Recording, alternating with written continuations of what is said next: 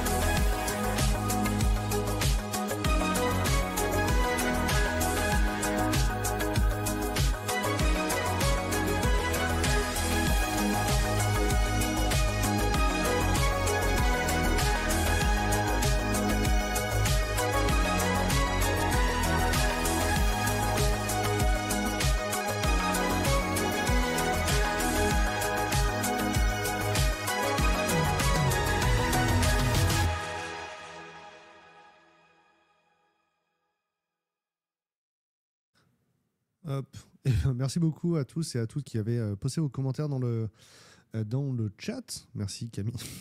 Je viens de comprendre que c'était Camille. Hop. Alors, je vais mettre les collaborateurs à l'écran. Aujourd'hui, on est sur un Teams partagé. Donc, je les ai dans un Teams à côté comme ça. Là, ils sont par-dessus moi. Est-ce que je peux les mettre plus grands? Comme ça. Voilà, là, vous êtes grands. Je peux me mettre par-dessus comme ça. Très bien.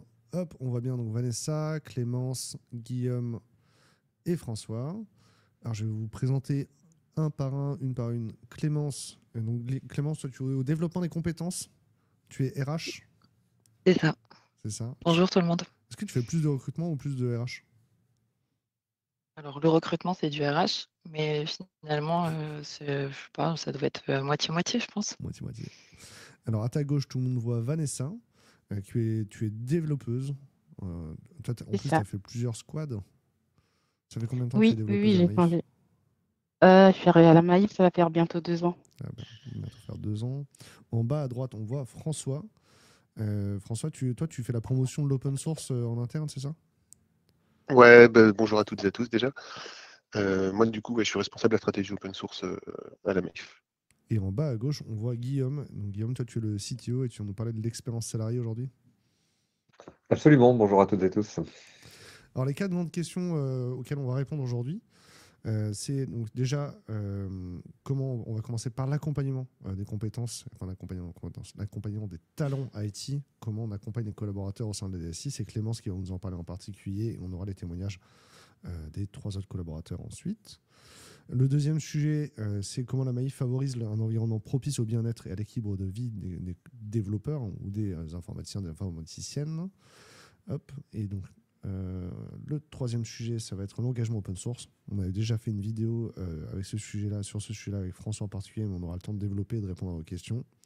Et enfin, on va parler finalement du sens de la valeur, du rôle de la tech à la Maïf, avec Guillaume en particulier. Tout le monde pourra intervenir. N'hésitez pas à vous poser vos questions, à interpeller les collaborateurs et les collaboratrices. Julien, tu as un 500 sur We Love Devs. Très bien. Écoute, on va prévenir le support, Julien. Maybe, bonjour. Bonjour, Marie. Hop, voilà ça. N'hésitez pas à poser vos questions, toutes vos questions. On va y répondre avant la fin, ou même dans le fil, de manière générale. Moi, je serais content de prendre vos questions plutôt que de poser des questions moi-même. Donc, n'hésitez pas à les poser. Est-ce que c'est bon pour vous? Côté Maïf. Oui. Très bien. Oui. Hop. Je démarre. Bon, du coup, on va commencer tout de suite avec la question sur l'accompagnement RH.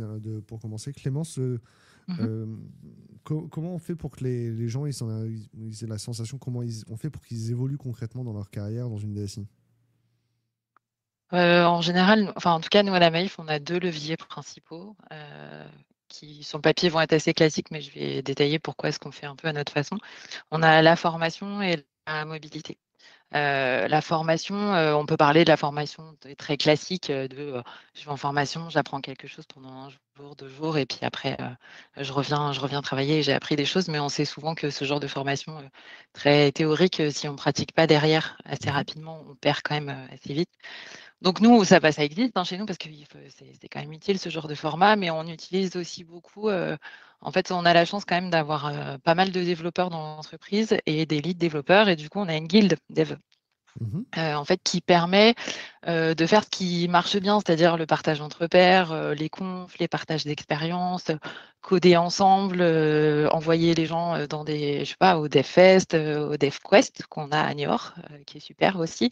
Enfin voilà, il y a tout ça, ça permet aussi de continuer à évoluer, continuer à se former techniquement, d'apprendre des uns et des autres. Donc c'est aussi un bon moyen de continuer à progresser. La Et mobilité, comment ça ouais. s'illustre? Parce que vous êtes organisé en squad, c'est ça? C'est ça. Nous, en fait, on a la DSI, c'est une organisation qui est 100% agile. Mhm. Donc, il y a des tribus et dans chaque tribu, il y a des squads. Et en fait, tout l'intérêt pour un ou une dev d'être dans cet environnement-là, c'est qu'en fait, si en tant que dev, tu as envie de changer d'environnement. D'ailleurs, Vanessa pourra nous en parler, mais tu n'es pas obligé de changer de Ouais. fonction et d'aller sur un autre métier. Tu peux très facilement en fait changer d'environnement. Et changer d'environnement, ça veut dire potentiellement changer de collègue, changer de lead dev, Mhm. changer de périmètre fonctionnel, changer de méthode agile, parce qu'on n'a pas tous la même. Et puis après, il y a aussi des possibilités d'évolution. Moi, je suis là pour accompagner les gens sur évoluer sur le métier de lead dev. J'en ai certains qui partent sur les métiers d'archi, dans la cybersécurité. Enfin voilà, il y a plein de trucs, quoi. Il y a plein de Bah, possibilités. déjà, tout le monde ne se rend pas compte, mais dans l'assurance, il y a beaucoup de périmètres. Mmh. De la santé je sais pas, à l'assurance des voitures, à l'assurance des biens. Il y a énormément de périmètres différents. Ouais. Vanessa, toi, tu as travaillé sur quel périmètre? Oui, du coup, moi, j'ai eu l'opportunité, quand je suis arrivée à la Maïf, de travailler en fait dans une squad qui s'occupe des produits liés à la gestion des sinistres corporels, donc tout ce qui est sinistre corporel. Et après, comme elle a dit Clémence, j'ai eu la possibilité de rester développeuse, mais de travailler en fait dans une autre squad qui s'occupe d'autres produits, notamment tout ce qui est déclaration de sinistres. Donc, c'est Ok. plutôt chouette en fait d'avoir cette opportunité en fait de garder le même métier, mais de découvrir d'autres produits et une autre ambiance. Règle mon micro. Les gens dans LinkedIn me demandent de régler mon micro. Hop, il est plus fort maintenant. Et effectivement, mon micro n'était pas très fort. Je m'entends mieux moi aussi dans mon retour. Hop. Donc, du coup, là ici, tu as changé de squad sans changer de tribu, c'est ça? C'est ça, exactement. C'est- En restant développeuse, toujours avec les mêmes technos. Qu'est-ce qui définit une tribu? C'est par rapport c'est pas le périmètre fonctionnel, qu'est-ce qui va donner le contour d'une tribu? Une tribu, en fait, elle s'occupe d'un ensemble de produits. Peut-être Guillaume sera mieux placé peut-être pour expliquer. Non, mais c'est exactement ça. On a plein de grands domaines d'activité. Tu me disais, Damien, il y a des activités assez riches et diversifiées. Et puis, dans une même Mhm. activité, il y a aussi des moments finalement d'interaction avec nos clients qu'on appelle les sociétaires à la Maïf. Ouais, Et donc, on construit des produits pour ces différents moments d'interaction. Donc, ouais. une tribu, en général, est focalisée là-dessus. Pour donner un exemple très simple, dans l'assurance, on a deux temps forts. On a un temps où on vend des produits d'assurance. Donc, on aura une tribu qui s'appelait assurance contrat. Et puis, on a une tribu où on gère plutôt le deuxième temps fort, qui est celui de la gestion des sinistres, quand malheureusement, il survient un sinistre sur un contrat. Et donc, voilà, ça, c'est une autre tribu qui va construire les éléments SI qui permettent de bien gérer un sinistre. Donc, c'est vraiment par domaine fonctionnel. Ouais, d'accord. Et en plus, c'est calé sur le parcours des sociétaires, du coup. On essaie de plus en plus de le faire ça. Enfin, il y a eu beaucoup de travaux sur l'expérience utilisateur dans l'entreprise. Et donc, on essaye d'avoir des produits qui calent vraiment à des moments d'expérience qu'on offre à nos clients. Vanessa, il y a Antoine qui pose une question pour toi. Il demande c'est quoi les technos que Ouais. tu utilises pour travailler? Est-ce que quand tu as changé de tribu, tu as changé de techno? Est-ce que tu as eu l'impression de progresser techniquement? J'ai pas changé de techno. Je travaille avec des technos Java, Spring Boot, React. Mhm. Est-ce que j'ai eu l'impression de progresser techniquement? Je dirais oui, parce que en fonction d'une squad à une autre, en fait, je peux dire qu'on a des leaders. Donc peut-être que sur une squad, en fait, un leader a une façon de développer, ils ont peut-être des principes. Donc en travaillant avec un autre leader, en fait, je peux avoir une autre façon de faire. Pas forcément de progresser, mais peut-être de voir en fait une autre façon de travailler techniquement. Est-ce que je me rends pas compte, est-ce que les exigences en termes de qualité de code, est-ce qu'elles peuvent changer d'une équipe ou à l'autre, ou c'est vraiment il y a un standard très élevé partout dans la DSI quoi? Je dirais que dans toute la DSI, il y a un standard assez élevé. Après, on n'a pas de standard défini pour que chaque squad doit respecter. Donc après, c'est à la liberté de l'équipe au leader de définir ce qu'ils mettent en Mhm. fait dans la qualité de code. Mais après, de façon générale, à la DSI, oui, on a des attentes assez élevées sur la qualité de code. Toi, tu as l'habitude de faire les tests avant de faire le code, le TDD? Non, Non. non, dans notre équipe, on ne fonctionne pas plutôt comme ça, non. Mais vous avez un code coverage qui est quand même scoré à la CI, j'imagine. François est en Oui, train de oui, dire oui, oui, oui, ça, oui, oui, oui. oui. Ouais. François, tu as peut-être travaillé sur plus de projets transverses. La qualité de code, toi, tu as peut-être une vision plus globale. Alors la qualité de code, c'est vachement vaste comme sujet, parce que il y a pas que les tests derrière, hein, il y a aussi la performance, il y a aussi plein de choses. Ce qui est important quand on parle de qualité de code, c'est ce qu'il faut comprendre, c'est que la qualité de code, c'est ce qui coûtera le moins cher à long terme, en fait, la Mm. qualité de ton code. Donc si tu as moins d'incidents, si tu as un truc performant, résilient, En fait, tu peux mettre plus de temps à le construire si tu fais vraiment tous les efforts nécessaires, mais tu gagneras de l'argent dans le temps, en fait. C'est ça qui est super important, c'est ça qu'on essaye de mettre en avant comme philosophie dans nos équipes. Clémence, on parle là, tu vois, de progresser techniquement. La qualité du code, c'est un axe. Est-ce qu'il y a d'autres axes que tu identifies dans le parcours de carrière d'un collaborateur pour qu'il sente progresser ou d'une collaboratrice? Il y a aussi un truc d'épanouissement personnel en tant que collaborateur. Ouais. C'est-à-dire que c'est bien, enfin, nous, c'est quelque chose auquel on est assez attaché. Déjà parce que les gens restent longtemps chez nous. C'est plutôt un bon signe. Ça veut dire que les gens se plaisent dans l'entreprise, mais ça veut dire qu'il faut quand même que tout le monde y trouve un intérêt et s'épanouisse sur son job. Donc ça va passer par ça aussi. Et la progression, c'est ça, c'est continuer à s'alimenter techniquement, intellectuellement et pas s'ennuyer sur son environnement, quoi. En tout cas, la question, Antoine, était super. N'hésite pas à en poser d'autres dans le même sens. Hop. Donc là, l'exemple de Vanessa qui change de squad est cool. Est-ce que vous voulez. Il y a d'autres sujets. François, tu as toujours travaillé à l'open source ou tu as fait d'autres choses avant? Alors moi, je suis à la Maïf depuis 13 ans maintenant, 12 ans, donc j'ai fait d'autres choses avant. Ouais. Moi, j'ai commencé, en fait, je suis arrivé dans le monde de l'administration système un peu, administration base de données. Côté ce qu'on appelait la prod à l'époque, où c'était vraiment scindé entre la partie build et la partie prod. En fait, tu avais vraiment les projets, la partie projet qui développait des nouvelles choses et qui livrait des clés en prod, qu'on donnait ça en prod pour le faire tourner au quotidien. Et tu avais vraiment une passation de responsabilité à cet endroit-là. Mais maintenant, on ne fonctionne plus du tout comme ça. Les équipes, elles sont responsables de leur domaine métier, à la fois sur les évolutions, sur les nouvelles choses, mais à la fois sur ce qu'on appelle le run, donc à la fois l'exécution au quotidien de toutes les fonctionnalités de ce domaine métier. Et du coup, tout ça, ça touche. Enfin, moi, j'ai vécu vraiment ce changement à la Maïf, donc c'est ça qui était assez intéressant. Tu étais là Et du avant coup, les mon tribus. rôle a changé aussi au fur et à mesure, quoi. Pardon? Tu étais là avant les tribus, du coup? Ouais, j'étais là avant les tribus, ouais. C'est intéressant, du coup, comment c'est arrivé ce changement-là? Est-ce qu'il y a eu C'était quoi la conversation pour installer les tribus ou est-ce que c'est arrivé de manière très descendante, peut-être? C'est arrivé avec le. Vas-y, Guillaume. Ouais. C'est quelque chose qu'on a co-construit en fait entre toutes les parties prenantes de l'entreprise. Il y a encore 5-6 ans, la DSI et ses parties prenantes, puisque l'agilité, c'est vraiment quelque chose pour nous qui intègre aussi les métiers dans les interactions qu'on a avec eux. Il y a 5-6 ans, on avait une organisation très, très classique, des services, etc. Et on a mené vraiment un projet de transformation, mais dont un des volets, c'était vraiment que nos collaborateurs trouvent un environnement attractif dans lequel ils puissent travailler, dans lequel ils puissent prendre des responsabilités. Ça s'inscrit dans une démarche plus globale de l'entreprise qui s'appelle le management par la confiance, qui est un des piliers extrêmement essentiels de notre projet social interne. Et donc à la DSI, ça s'est caractérisé notamment par la mise en place de l'agilité, avec cette volonté d'avoir des collectifs responsables de leurs produits, ce que j'évoquais tout à l'heure. Et voilà, c'est quelque chose qui nous tient extrêmement à cœur et qui est plébiscité par l'ensemble des collaborateurs de la DSI. Ok. J'essaie de me projeter. En fait, c'est la première fois aussi que dans ce type d'interview, on explique que la mobilité interne, elle doit être facilitée pour l'épanouissement des collaborateurs. Et je vois comment vous êtes organisé. Du coup, c'est quand même la première fois que je le vois. J'essaie de l'imaginer. Si vous avez des questions dans le chat, envoyez-les tout de suite. On va changer de sujet assez rapidement. Benjamin Fabre vient d'arriver, il dit bonjour. Sur l'environnement de travail, est-ce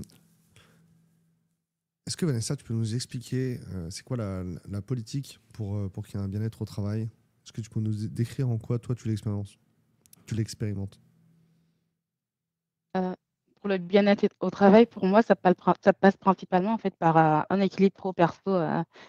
Un équilibre pro-perso, et ça c'est très important en fait. Quand on est bien personnellement, on est plus productif.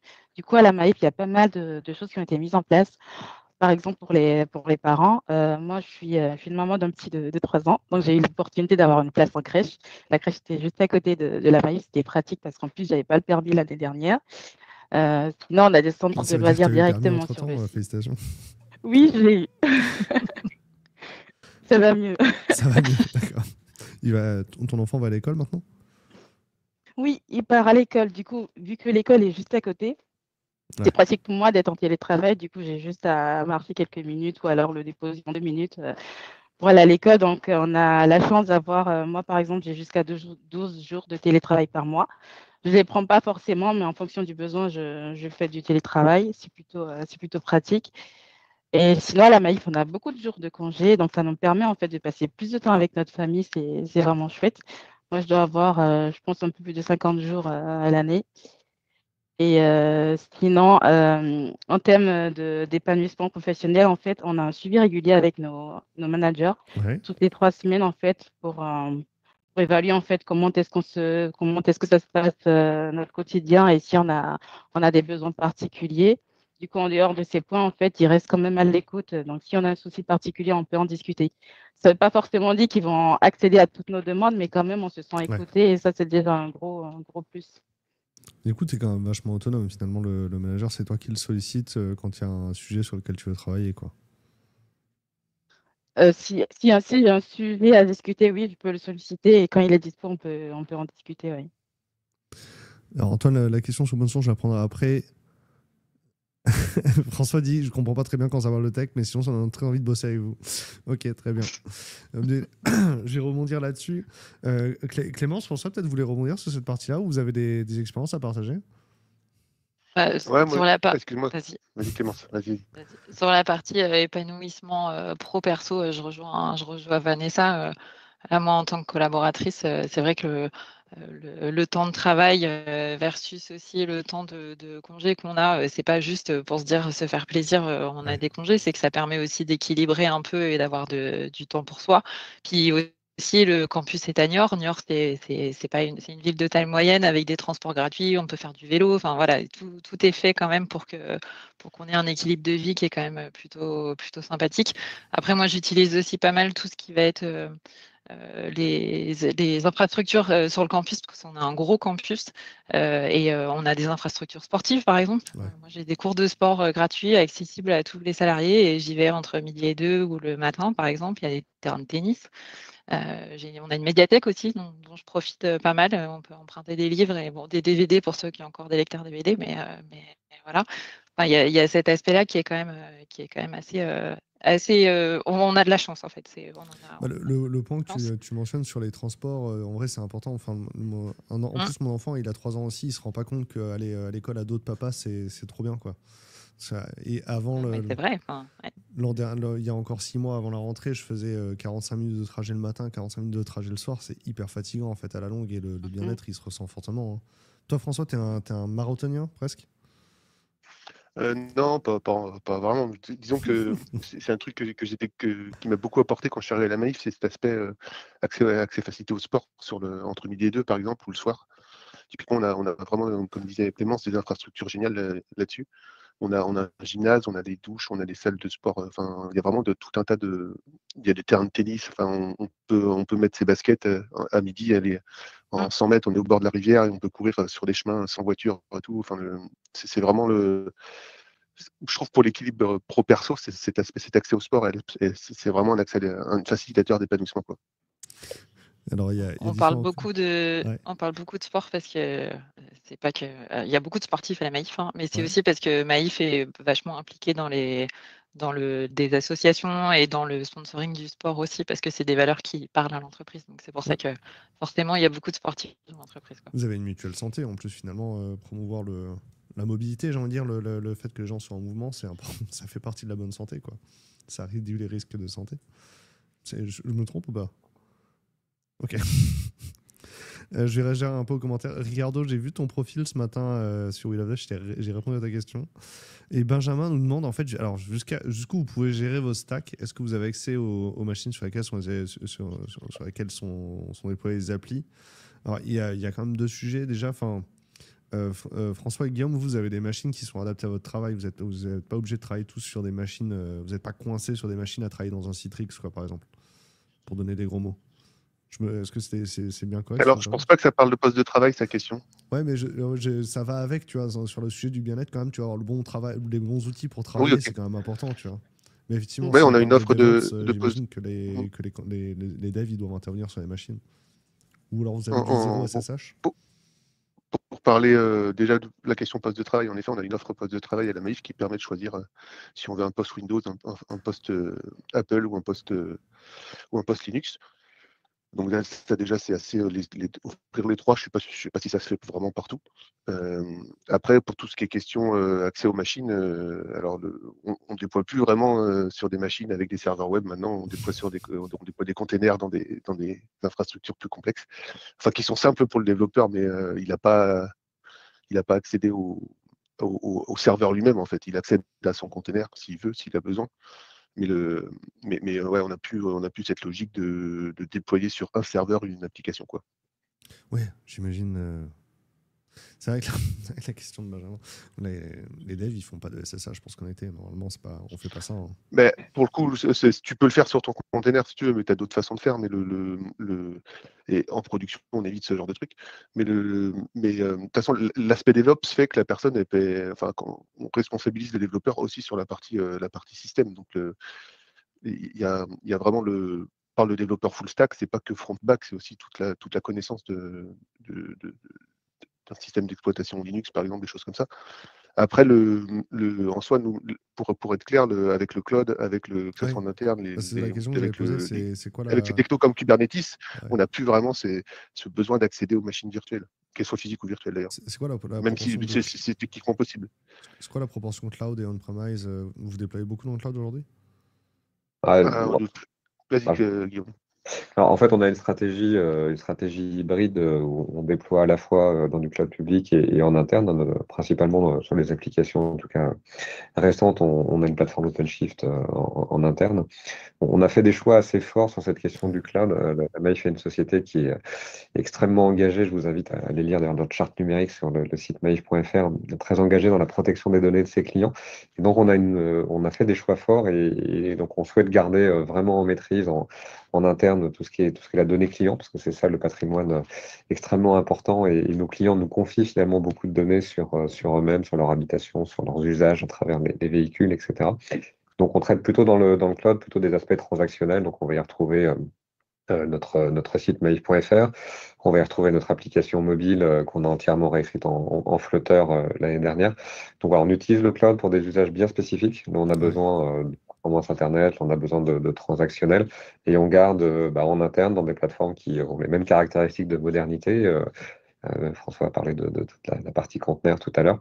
Et donc, on essaye d'avoir la même agilité à travers ces deux plateformes-là, et on les utilise de manière très réfléchie pour des usages assez différents.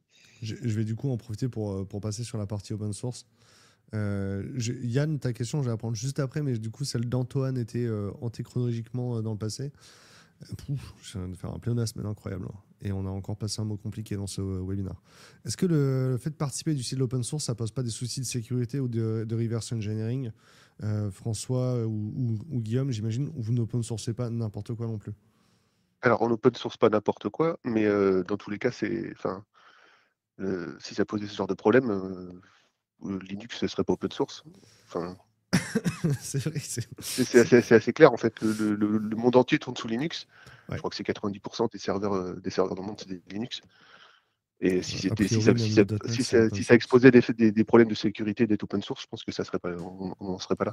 C'est la plus belle réponse à cette question, quoi. C'est vrai que le code ouvert est plus sûr parce qu'il y a d'autres gens qui ont pu l'auditer, quoi. Guillaume, tu veux Exactement. Ouais, c'est ce que j'allais dire, c'est qu'en fait, ça fait partie de la démarche pour nous.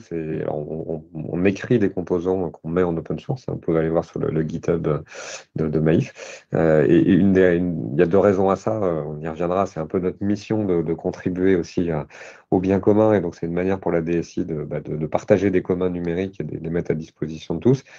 Et ça nous intéresse énormément d'avoir le feedback de la communauté, en regardant le code, en nous faisant part de suggestions d'amélioration, peut-être d'identification de problèmes de sécurité. Donc, on bénéficie beaucoup de ce retour-là. Et c'est vraiment un des enjeux pour nous. C'est au contraire, ça amène de la sécurité, en fait, de notre point de vue, de mettre en open source. Il y a deux questions qui vont un peu ensemble. D'un côté, il y a Ricardo qui dit que lui, il a l'habitude de travailler que sur du bare metal et des VPS.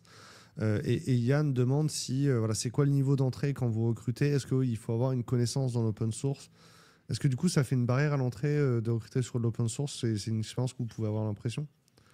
Clémence, vous Alors, connaissance de l'open source, ça me paraît un peu maladroit comme tournure. En fait, l'open source, c'est juste du code qui est à disposition de tout le monde. C'est pas vraiment une compétence en fait.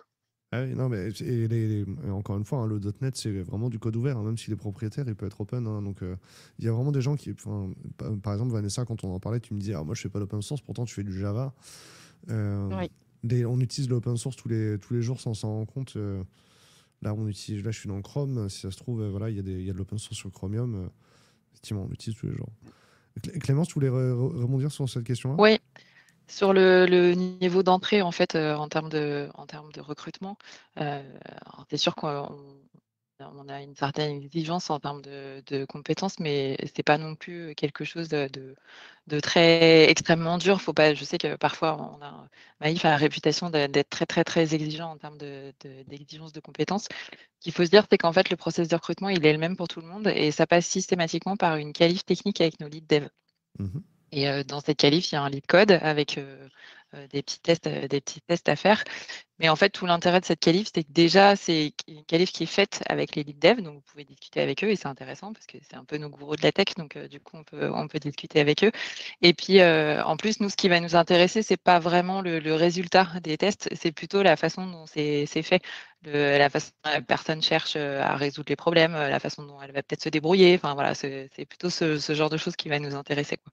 Ouais, surtout que si vous recrutez des gens pour les garder plusieurs années, voire une dizaine d'années comme François, C'est ça. la compétence sur la photo est pas forcément la plus importante. Ouais, c'est exactement ça en fait. C'est plutôt un état d'esprit. On a envie de travailler avec des gens Exactement. qui ont envie de s'impliquer dans ce qu'on fait, qui ont envie de s'impliquer dans l'entreprise. C'est Mm. assez similaire en fait à ce qu'on retrouve dans les projets open source, hein, où les gens en général sont, voilà, sont passionnés, s'impliquent dans un projet.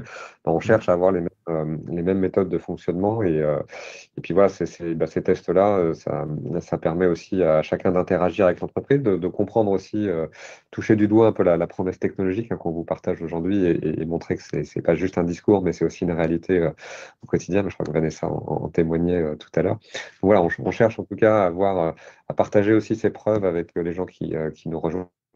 Et ces tests-là, il y a des gens qui sortent d'école, il y a des gens qui sortent de cursus de reconversion. On a une Mm. école de reconversion qu'on a mis en place il y a un an avec des gens qui nous rejoignent, qui savent rien développer et qui sont formés à travers ce processus-là. Donc, ce qui ne compte pas, c'est pas le résultat absolu qui compte, c'est vraiment la démarche, la méthode. Et à travers ça, nous, ça permet de juger de l'envie des collaborateurs, de rejoindre l'entreprise, de travailler dans un environnement technologique qu'on met à disposition. Et c'est ça qui nous donne envie de travailler avec eux. Est-ce que ce parcours de transition, il permet à des collaborateurs hors DSI de rejoindre la DSI du coup? Mm. Comment ça? Alors, pas aujourd'hui, Oh non. c'est quelque chose qu'on imagine de faire dans le futur, puisqu'on a des collègues qui ont envie d'aller sur ces métiers de l'IT. Là, ce qu'on a fait, c'est vraiment un dispositif inclusif avec des gens qui viennent de l'extérieur. Donc, on fait des métiers qui n'ont rien à voir avec l'IT. En général, ils ont pas de compétences et on leur apprend à travers un cursus qui dure 18 mois en alternance, en fait, hein, dans nos équipes, Mhm. à apprendre le métier de développeur. Donc, ils sortent avec une qualification professionnelle. On a effectivement des salariés d'autres métiers de l'entreprise qui ont envie aussi de faire ça.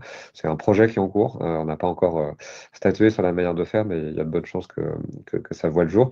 Et ça illustre ce que disait Clément tout à l'heure. On est attaché à cette dimension mobilité dans l'entreprise. On peut aussi quitter la DSI quand on a été développeur pour aller faire complètement autre chose. Il y a aussi des passerelles qui peuvent exister. Et on a envie d'avoir des passerelles vers nos métiers également. Ouais, d'où Je la. voulais Ouais. juste rajouter un truc, pardon, Damien, c'est il y a un truc auquel moi je suis assez attachée sur la partie recrutement, c'est la partie Mhm. savoir-être. Parce que les devs, on va chercher des gens qui ont un sens du service assez fort. Parce qu'on est un peu loin de cette image d'Épinal du dev qui est tout seul derrière son écran et qui code et qui fait sa petite ligne et qui ne se soucie pas de l'impact que ça peut avoir au-delà. Et en fait, nous, nos devs, ils ont conscience de ce qui se passe et ils ont conscience aussi que ce qu'ils font, ça va avoir un impact sur tout ce qui est utilisé dans l'entreprise, sur les collègues qui discutent avec les sociétaires. Enfin voilà, il y a vraiment, on a besoin de gens qui vont avoir cette responsabilité-là aussi Mm. et ce sens du service, quoi. Ouais, puis enfin, vous êtes quand même dans un environnement réglementé. J'imagine, Vanessa, tu dois suivre beaucoup de formations sur le KYC ou des choses comme ça, non? Que De tu as été formé au formation, RGPD? oui, oui, oui. Au RGPD à la Maïf, non, mais dans une boîte antérieure, oui. Ouais. Mais on a plusieurs formations de sensibilisation à la Maïf, sont proposées à la Maïf, ouais. Donc il y a forcément une connaissance du métier et des réglementations qui est importante. On va raccrocher un peu les Oui. questions du chat, mais moi aussi j'ai des questions, je suis impatient de vous poser encore. Christopher demande si vous avez des choses sur le Green IT, l'accessibilité. Est-ce que c'est implémenté dans les process? Est-ce que vous travaillez ces sujets-là en amont des projets? J'enrichis la question. Est-ce que vous avez un design system qui permet que tout soit automagique? C'est quoi les stratégies sur ces... Est-ce que les deux sujets vont ensemble ou pas pour vous déjà, pour commencer? Ouais, ça peut aller ensemble. Ouais. Pour parler déjà accessibilité, nous on a une librairie interne en fait de composants visuels, de composants graphiques pour les fronts qui respectent les RG2A au mieux. Enfin, on n'a pas tout fini, mais c'est bien avancé. Et côté Green IT, il y a carrément des gens qui sont responsabilités sur ça au niveau du système d'information, quoi. Vanessa, est-ce que tu t'es déjà fait gronder parce que tes applications faisaient trop de CO2? Tu avais une machine Non, pas qui encore. commande toute la nuit.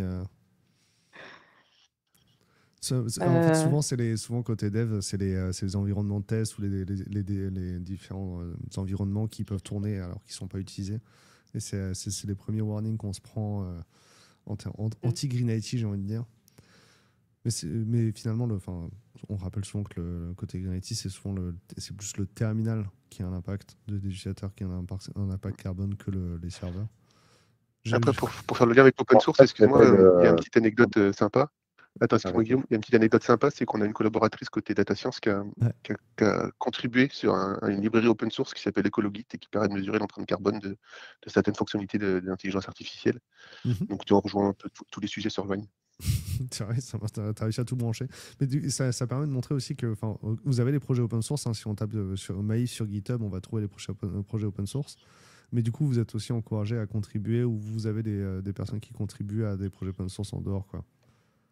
Ouais, on essaye vraiment de promouvoir de ne pas être que consommateur en fait, de pas se servir de ce qui existe on essaye aussi de faire un retour au monde de l'open source, d'être contributeur, d'être éditeur de solutions, comme tu disais, on en a nos propres solutions. On essaye aussi de soutenir des fois financièrement des projets qui sont un peu en difficulté ou des projets où c'est des personnes un peu esselées qui portent la responsabilité du truc. Donc on a vraiment différentes façons, mais l'idée c'est vraiment de promouvoir ça et de prendre conscience qu'on se doit d'être aussi acteur et pas que consommateur, quoi. Guillaume, tu voulais réagir? Non, je voulais réagir effectivement sur la partie Green IT. C'est vraiment ça fait partie de la stratégie de l'entreprise, hein, puisque la Maïf a un plan stratégique qui s'appelle la régénération et qui a toute une partie de son plan qui est dans notre métier d'assureur, comment on contribue à la préservation de la planète, voire à sa régénération sur un certain nombre d'aspects. Et donc au sein de la DSI, on a des collaborateurs qui sont très engagés aussi sur ces questions. Pour donner des exemples très concrets, on décide par exemple aujourd'hui d'acheter des machines, des PC qui sont plus qualitatives parce qu'ils sont recyclables. Ça nous coûte plus cher, mais c'est un engagement au quotidien. Et puis, François, c'est un exemple, mais il y en a pas mal d'autres où nos équipes créent des choses dans le SI pour moins consommer d'énergie, pour arrêter les plateformes la nuit. Il y a beaucoup d'initiatives et moi, je suis assez convaincu que c'est ce que tu disais, c'est un peu les actions tout à l'heure qui font qu'à un moment donné, on a de l'impact. Et donc, on favorise beaucoup ça et on suit. Il y a d'ailleurs des projets qui sont sponsorisés au sein de la DSI pour contribuer. On alloue du temps, du coup, à des collaborateurs qui ont des choses en tête et qui veulent les créer. Donc, on leur donne la possibilité de le faire indépendamment de leur activité au quotidien dans leur squad. Je vais prendre la question de Ricardo juste après. Mais là, si je résume, en fait, en tant qu'assureur, vous êtes concerné par le changement climatique. Donc, pour vous, c'est cœur de mission de ne pas contribuer à ce changement, quoi. Oui, bon, je pense que vous avez tous vu les inondations cette année. Voilà, nous, c'est derrière beaucoup d'activités pour accompagner nos clients pour réparer tout ça. Et évidemment, le sujet, c'est pas de réparer, mais c'est plutôt de prévenir. Et donc, on essaye et on a comme slogan chaque acte compte à la Maïf. Et donc, les actions que l'on a, y compris à la DSI, ça contribue à la fin que ce monde reste assurable, parce que c'est un des enjeux pour les assureurs, c'est que le monde reste assurable demain et qu'on puisse continuer à accompagner tout le monde avec une assurance habitation, par exemple. En tant qu'usager, on ne se rend pas compte qu'on a de la chance en France d'avoir tous une assurance catastrophe naturelle. C'est pas le cas en dehors du territoire, même en Europe. Et du coup, Guillaume, je voulais poser la question aussi sur la partie accessibilité et du coup sur les déficiences sensorielles. Le fait d'avoir des sociétaires aussi, et peut-être que ça vous permet de visibiliser le fait que vos utilisateurs finaux ils n'accèdent pas aussi de manière égale aux applications, quoi. Oui, absolument. Il y a de manière générale un peu enfin, on est confronté à la fracture numérique, hein, puisque les services de l'assurance sont de plus en plus digitaux, mais on a plein de nos assurés qui sont pas forcément à l'aise avec ces plateformes-là. C'est pour ça qu'on garde aussi des réseaux physiques. On a dans Mm. 150 délégations en France où les gens qui sont moins à l'aise avec le téléphone ou les interactions digitales peuvent venir rencontrer des conseillers et échanger avec eux. Et puis sur cette question de l'accessibilité, nous, c'est vraiment quelque chose qui est symétrique. On le fait pour nos clients, mais on le fait aussi pour nos collaborateurs. Ouais. On a des collaborateurs qui ont des handicaps de différentes natures. Et donc l'objectif, c'est qu'ils soient aussi égaux devant le système d'information et qu'un gestionnaire voilà, qui a une difficulté visuelle, il puisse quand même accueillir des clients. Et donc, du coup, les interfaces vont s'adapter à son handicap. On essaie de le faire de manière assez systématique. Tous les nouveaux produits embarquent le design system qu'évoquait François. Et on a un plan où voilà, on essaye d'adapter tout ce qui est un peu plus ancien également avec ce dispositif-là. Au fur et à mesure, on modernise le SI. Mais Mm. voilà, ça permet à des collaborateurs aujourd'hui qui ont des handicaps de faire le même travail que n'importe lequel de leurs collègues. Ouais, souvent, l'accessibilité des outils informatiques internes, elle est oubliée, elle est laissée de côté parce que moi, à Lille, je travaille dans le retail. On pense aux clients, on perd tout de suite du chiffre d'affaires quand un client ne peut pas faire son panier, quoi. Par contre, en interne, on y pense souvent après. On sait bien de le rappeler. En vrai, on est déjà vachement entré dans la quatrième question sur le rôle de l'IT. Donc, je prendrai la question de Ricardo juste après. Et finalement, c'est quoi l'importance de l'informatique, Guillaume, dans une assurance et une assurance comme la Maïf, quoi? Alors moi, j'aime bien dire que c'est la machine à outils de l'entreprise. S'il n'y a pas d'informatique, si elle ne fonctionne pas, rien ne se passe dans l'entreprise. C'est pour ça qu'on a choisi d'investir fortement dans tous les métiers de la tech. On parle de développement aujourd'hui, mais on investit dans plein d'autres métiers. Nous, l'IT, ça commence par des data centers. On a des data centers en propre qu'on a construits, qu'on a équipés, etc. Donc, on a des gens qui font des métiers très industriels jusqu'aux métiers très fonctionnels sur comment décrire nos parcours, etc., pour implémenter tout ça. Donc voilà, on investit sur ces métiers. La DSI de la Maïf, aujourd'hui, c'est 750 collaborateurs internes et si je prends la sous-traitance, on est un gros millier. Donc voilà, c'est une partie, c'est à peu près un dixième de l'entreprise, hein, si je fais simple. Donc l'entreprise investit fortement sur ces métiers-là. Et moi, ce que j'aime bien dire finalement, c'est, vous le savez, enfin, la Maïf est connue pour la qualité de sa relation client. On a gagné pendant 20 ans le prix de la relation client dans le Mhm. domaine de l'assurance. Et finalement, ça passe par la qualité des outils. Et la qualité des Ouais. outils, c'est ce qu'expliquait Vanessa, ça démarre dans la qualité du code. Et si un outil ne marche pas, le gestionnaire, quand il discute avec son client, voilà, il est mal à l'aise, il n'est pas content, il a une difficulté, donc ça va se ressentir dans la relation. Donc c'est pour ça qu'on investit énormément dans la qualité, parce que ça s'entend dans la voix et ça s'entend dans l'expérience in fine de l'utilisateur. Ouais. Et puis alors, les conseillers au téléphone qui disent du mal de l'informatique, ça n'existe pas, la Maïf, du coup. Ça existe En tout chez cas, nos on, concurrents. on fait tout pour que ça soit rare. Bah ouais, non, mais oui.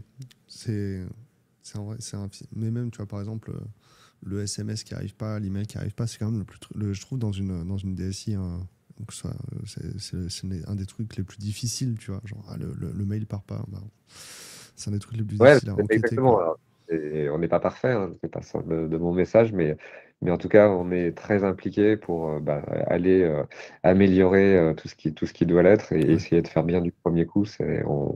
On le voit, enfin, on a beaucoup amélioré la qualité de nos livraisons à travers la qualité du code, à travers Mm. la CI/CD, etc. Et aujourd'hui, on a assez peu de problèmes liés aux mises en production, comme Mhm. dans toute société. On peut avoir des bugs, mais voilà, les équipes sont hyper mobilisées pour les traquer et les corriger au plus vite. Moi, je vais appeler tout à l'heure. Il y a un utilisateur qui a un bug sur Will of Death, il l'a dit dans le chat. Je vais l'appeler juste après. Hop, j'ai retrouvé qui Et à c'était. ce sujet, j'aimerais rajouter un point qui est, Je qui est veux assez bien. intéressant à la Maïf, en fait. Ouais. C'est qu'on a la possibilité de faire des immersions auprès des gestionnaires. Et c'est vraiment très bien parce qu'on voit déjà comment nos outils sont utilisés. Et en plus, on a vraiment des retours à chaud, en fait, Ouais. sur l'utilisation des outils. Et ça, c'est vraiment cool. Donc, j'imagine que tu utilises certains services, forcément. Il y a des services où vous êtes obligé de prendre, vous pouvez pas vous servir vous-même, forcément. J'imagine que vous pouvez pas vous assurer tout le temps, tout le temps, tout vous-même, quoi. Mais toi, en tant que client, tu vas utiliser les services et tu vois régulièrement des conseillers qui vont te faire des retours sur les outils, c'est ça? Pardon, je ne suis pas sûre d'avoir bien compris la question. Mais ce que tu me disais, c'est que tu voyais des conseillers régulièrement, il y a des conseillers qui te montrent comment utiliser les outils, c'est ça?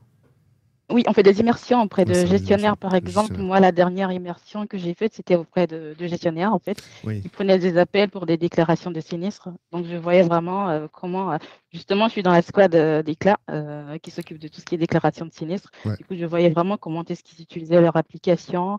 Je leur posais des questions sur leurs difficultés au quotidien ou ce qui va bien, donc, parce qu'il y a beaucoup de choses qui vont aussi très bien. Ouais. Donc, c'était une C'est très ça. belle expérience. C'est Ouais. ça que j'avais pas compris. Effectivement, vu que tu travailles sur les sinistres, on les appelle gestionnaires, les agents de la Maïf qui Ah oui, ce interagissent sont avec des les sociétaires. gestionnaires, c'est ça. Ouais. Ok. Alors, on a deux questions. Je suis en train de lire le feedback d'Alexandre sur la question. Si on a le temps. Ah oui, d'accord. Il est en train de dire qu'on peut la prendre. On va répondre à la question de Ricardo. Alors, Ricardo demande, en fait, finalement, là, vous, est-ce que quand vous voyez les candidats qui arrivent avec des certifications AWS, Azure ou GCP, quel regard vous portez dessus? Les éditeurs logiciels nous disent tous qu'il faut absolument les passer, ces certifications, qu'elles sont géniales, qu'elles vont nous aider à avoir du travail et d'être bien payés. Mais vous, c'est quoi votre ressenti quand vous rencontrez les personnes en processus de recrutement? Qui va se lancer? C'est Clémence, peut-être en premier? Disons que moi, je suis pas la mieux placée pour parler Bah, Ah, c'est bah, toi qui fais le screening des sur le CV, certifications. peut-être. Ouais. Je peux répondre là-dessus. Vas-y. Nous, clairement, on n'a pas d'attente de certification. C'est clairement pas un prérequis. Après, ça fait partie de choses qui peuvent attester effectivement de compétences, mais c'est pas quelque chose après lesquelles on court.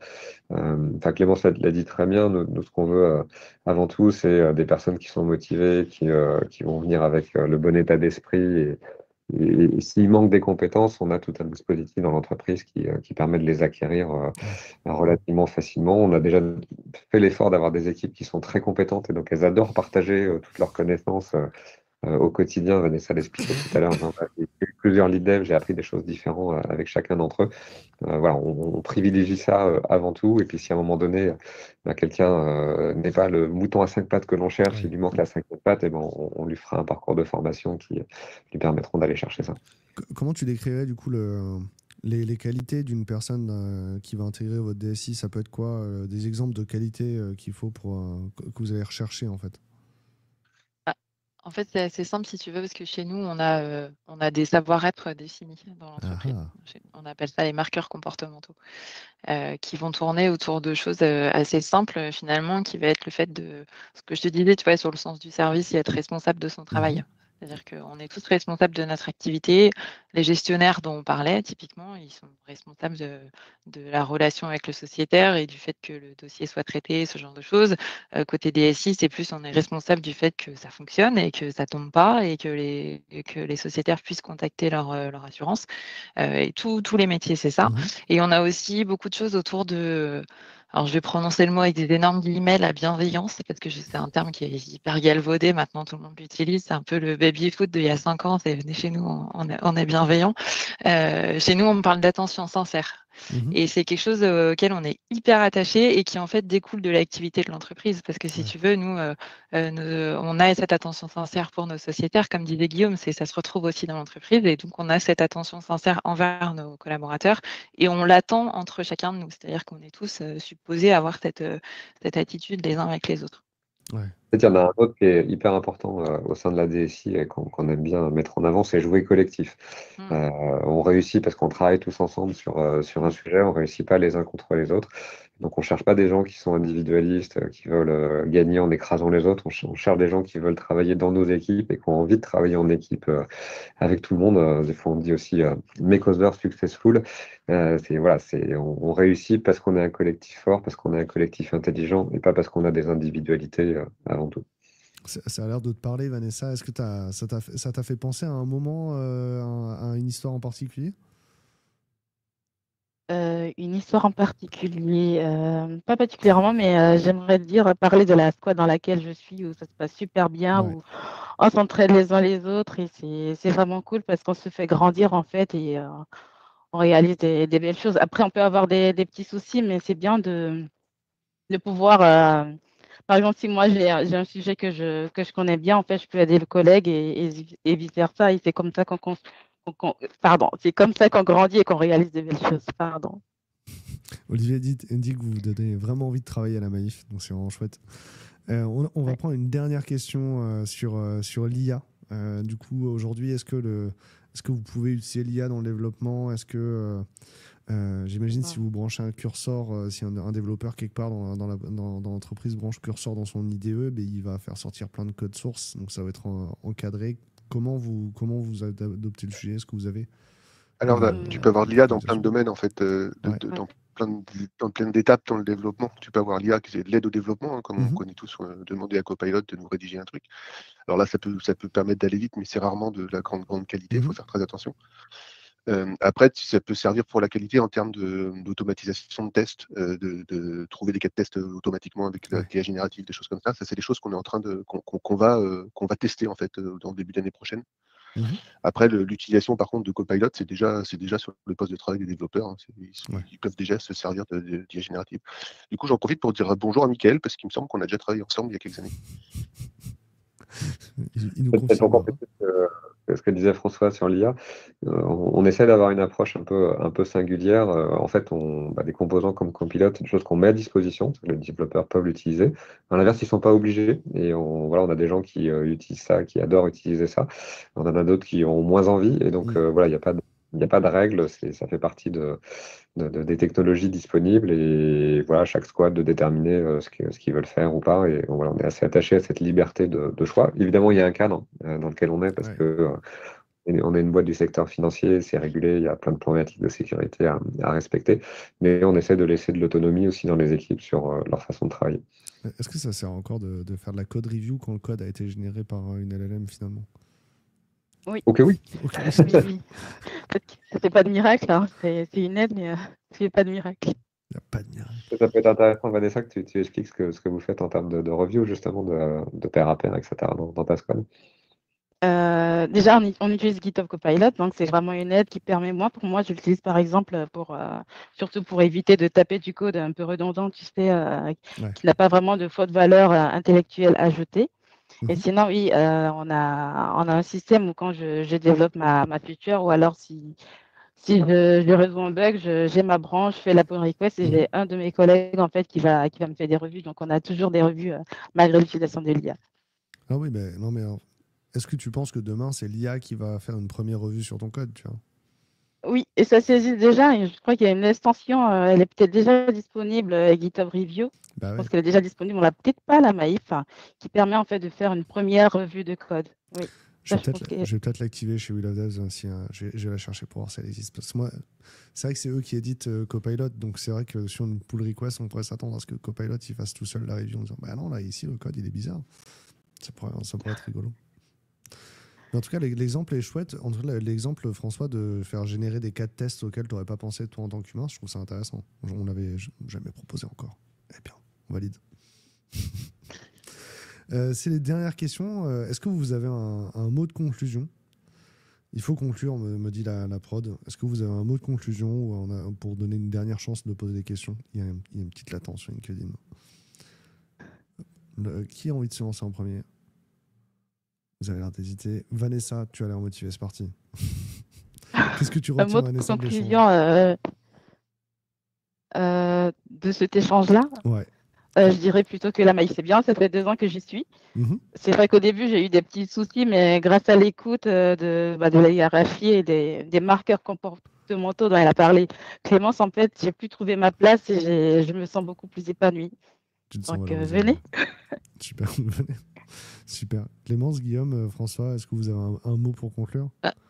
L'exemple de Vanessa me permet de dire qu'en effet, Maïf, c'est pas les bisounours non plus. Il ne faut pas on donne cette impression-là, mais en tout cas, on est hyper attaché à cette écoute-là qui fait en sorte que les gens peuvent s'épanouir aussi bien personnellement que techniquement, quoi. Super. François, Ouais, mais je pense que Guillaume? tu as dit. Ouais, non, mais j'avais voulu rebondir là-dessus. On est dans une entreprise, certes mutualiste, mais qui est dans un environnement concurrentiel. Donc, on a besoin d'être une entreprise performante. Mais voilà, le levier que nous, on veut utiliser, c'est la satisfaction de toutes les parties prenantes, dont celle de nos collaborateurs. Et je trouve que Vanessa on a témoigné. Donc voilà, on essaye de créer cet environnement. C'est évidemment pas parfait, mais on essaie de tout faire pour que chacun puisse s'épanouir.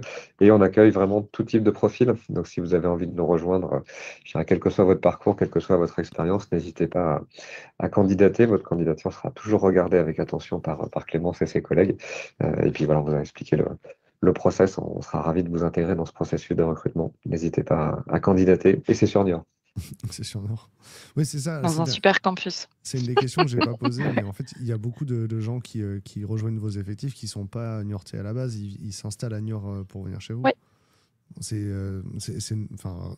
normal, du coup. Hein. On est dans une situation normale, il faut le rappeler. Les gens qui ne sont pas en dehors de Niort ne sont pas non concernés, quoi. Pensez à candidater, même si vous êtes à l'autre bout de la France, vous allez voir. Parce que Niort, c'est chouette en termes de météo. On est plus proche de la mer, hein, quand même, que si on était à Strasbourg. On a du soleil aujourd'hui. Je dis ça en particulier pour Ricardo, qui est strasbourgeois. Vous avez du soleil, vous? Nous, à Lille, c'est en gris, là. C'est en neige. Ça va être chouette.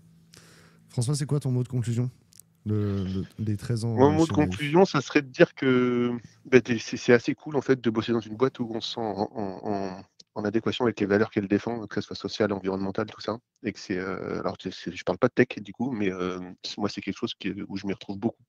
Ça donne un peu du sens au fait de se lever le matin pour aller bosser. François, on te sent très engagé, même si tu étais très engagé. Je trouve ça appréciable. Non, mais je trouve même pour l'engagement, c'est important, l'engagement de la personne, la relation de la personne à son employeur, en fait, à son entreprise. Typiquement, quand Clémence parle que les gens ils restent longtemps chez nous, ça vient aussi de là, quoi. Bah ouais, c'est cool. Et ben merci beaucoup. On va lancer le générique pour la clôture. Et puis encore chouette, vos témoignages étaient très sincères, très chouettes. Merci beaucoup. Et puis donc pour les gens qui étaient dans le chat, pour les gens qui ont regardé le live, pensez à vous abonner à la chaîne LinkedIn de Wheel of Days, mais aussi à aller visiter la chaîne LinkedIn de la Maïf. Ils sont aussi sur LinkedIn. Ils ont plein de chaînes LinkedIn, des pages LinkedIn. Donc abonnez-vous à toutes les pages, c'est le plus simple. Encore merci pour toutes vos questions. On se revoit en janvier. En janvier, on va faire un live avec Accenture. Et demain, je suis sur la page de InSitu pour parler de la clôture comptable avec les freelances. Si vous n'êtes pas freelance, ne venez pas. Mais ce sera cool. C'est cool. Merci beaucoup. Générique.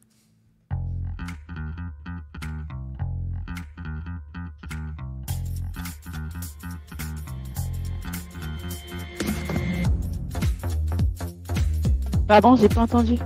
Je n'entends pas très bien avec le son du générique. Ouais, on a le générique derrière.